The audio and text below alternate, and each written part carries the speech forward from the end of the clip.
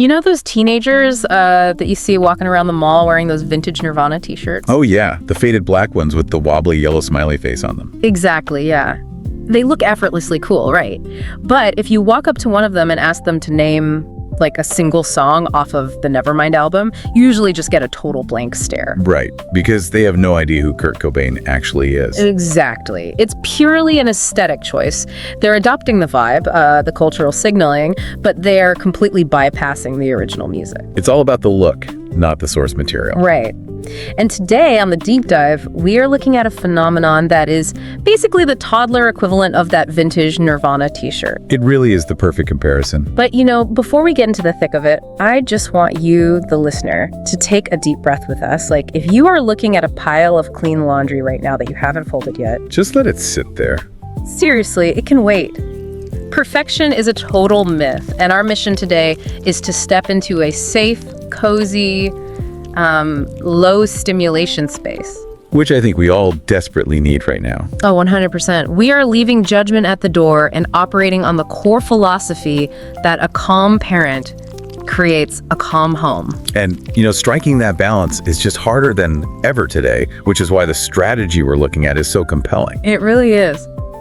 So today we're pulling from this fascinating stack of sources. Well, when you actually look at the mechanics of the broadcast animation, it's a sensory minefield. A minefield, yeah. The neurology articles we reviewed detail exactly how the specific type of animation impacts a young, developing brain. Right, because we have to look at how a toddler processes visual and auditory information. The human brain, especially a very young one, is evolutionarily wired to pay attention to sudden changes in the environment. Like a survival instinct thing. Exactly. It's called an orienting response. If you're a primitive human, a sudden movement or a loud noise could be a predator, right? Oh, wow. Okay, so it forces you to look. Yes. It's a fundamental survival mechanism where the brain overrides absolutely everything else to say, pay attention, something is happening right now. So when a cartoon utilizes rapid camera cuts every, 2 or 3 seconds, and loud, blaring alarm sounds and flashing visuals, it is essentially hijacking that ancient survival mechanism. That sounds exhausting. It really is. The child's brain is being forced to constantly reorient. It is specifically designed to hyperfixate a child's attention. But that level of forced, continuous attention is neurologically draining. Because their brain thinks they're constantly in danger. Basically, yeah. Yeah. It floods the nervous system with stress hormones like cortisol. The audio tracks alone carry this hyperactive, high-stress energy. Oh. So the result is severe sensory overload. The child becomes anxious, and that pent-up, overstimulated energy usually results in those massive post-screen tantrums. Right, the absolute meltdown the minute you try to turn the TV off. But wait, I mean, are we just singling out Paw Patrol unfairly here? Isn't practically all modern children's television engineered this way? Oh, definitely. It feels like an industry-wide neurological sugar crash, you know? The pediatric neurology sources indicate that you are entirely correct about the landscape. It is a visual and auditory sugar crash across the board. Right, it's everywhere. But that widespread frenetic pacing is exactly why thoughtful parents are starting to draw a hard line. They're recognizing that just because content is heavily marketed toward children, that does not mean it is neurologically appropriate for them. That is such a crucial point. It's like realizing that just because a candy bar is wrapped in bright, kid-friendly packaging, you shouldn't serve it for dinner. Exactly. They are choosing to protect their child's nervous system from this high-stress energy. Let's break down that design, because the sources highlight some incredible details about color psychology. Oh, the color choices are fascinating. Right. Take the character Sky, for example. She is rendered in this very specific pastel pink and wears aviator goggles. And then you have Everest, designed in this cool, soothing ice teal. Those specific color choices play a massive role in off-screen appeal. Pastel pink and ice teal are inherently softer wavelengths of light. So they literally calm the brain down. Yes, they are more soothing to the parasympathetic nervous system compared to, like, sharp, aggressive neons or highly saturated primary colors. That is wild. But beyond just the soothing color palette, it's about the underlying archetypes. These pups embody safety and helpfulness. I mean, they are literally rescue dogs whose entire narrative purpose is to help people in trouble. Right, and that taps directly into a child's biological affinity for pets. You combine a cute animal, a soft, appealing color palette, and a personality based entirely on being a helpful, safe friend. It's a perfect storm. You don't actually need a frantic cartoon to sell that concept to a toddler. Because the concept sells itself the moment the child sees the physical object. Exactly. And the physical object is where the true brilliance of the merchandising strategy lies. The tactile stuff. Yes. The small figurines, the magazines packed with stickers, the Toniebox audio stories, the clothing. This tactile merchandise allows the child to engage with the magic of the characters through physical play. Entirely avoiding the brain-melting screen time. Exactly. I'm looking at the psychological concept mentioned in the case studies, the illusion of control.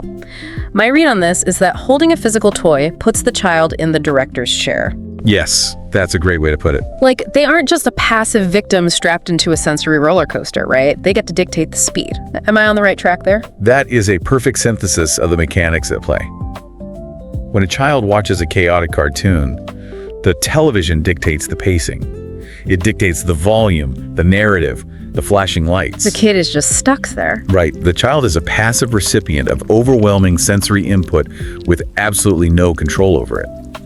But when you turn off the television and hand that child a small, physical figurine, the power dynamic shifts completely. The child dictates the pace of the play. They decide what the character says, where they go, and, how loud the scenario gets. And holding that physical figure gives the child a profound feeling of emotional attachment because they are the ones driving the interaction. Yeah, it's contained. Exactly. It is a contained, safe interaction, completely detached from the chaotic energy of the screen. It reminds me of a security blanket or a worry stone. Oh, that's a good comparison. Right. Like how adults will sometimes carry a smooth stone in their pocket and just rub it when they feel anxious. The tactile sensation grounds them in physical reality. Yes, and these little figurines seem to do the exact same thing for toddlers. They ground the child in the physical reality of their playroom rather than trapping them in a chaotic digital void, which touches on the crucial difference between active and passive play, doesn't it? It absolutely does. When a child watches a highly stimulating cartoon, their brain is working incredibly hard to process the sensory input. The orienting response again? Right, but their prefrontal cortex, which is the area responsible for imagination and complex problem solving, is essentially dormant. The show is doing all the world building and imagining for them. The screen fills in all the blanks. Yes, but with the physical toys, the child has to be an active participant. They have to move the toy, invent the dialogue, and build the world in their mind. So you aren't just protecting them from sensory overload, you are actively fostering deeper cognitive development. Exactly. And the sources spent a lot of time discussing the Toniebox in this context, which perfectly illustrates the neurological benefits of active engagement. Yes, I want to dig into that audio aspect because the Toniebox seems to be a huge pillar of this curated experience. For listeners who might not be familiar, these are basically little screen-free audio players. Right, very simple interfaces. You pop a physical character on top and it plays a story or a song. Why is listening to an audio story of Paw Patrol fundamentally different for a child's brain than watching the video version? It comes back to how the brain evolved to process different types of sensory input. Oral storytelling is an ancient, natural human experience. We've been telling stories around the fire for thousands of years. Exactly. Listening to a single voice tell a narrative does not bombard the visual cortex with artificial light or rapid, unnatural changes in perspective. So the brain can process auditory information while the motor system remains active? Yes. Unlike a screen that demands almost total physical paralysis to track the visual chaos, audio allows the child to listen while they color or while they build with blocks. That makes so much sense. The auditory processing engages the imagination, allowing the prefrontal cortex to construct the visual scene internally, while concurrently allowing for the development of fine motor skills. And it integrates seamlessly into that low-stimulation, real-world exploration we talk about. Right.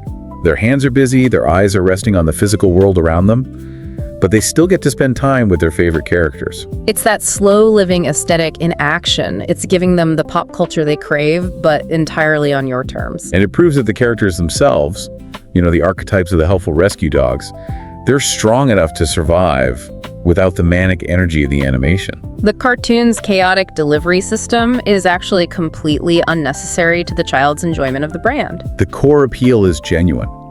And discovering that you can decouple that genuine appeal from the stressful delivery mechanism is incredibly empowering for parents. Because you aren't taking away something they love. Exactly. You're just shifting the delivery system to one that doesn't cause a massive meltdown an hour later.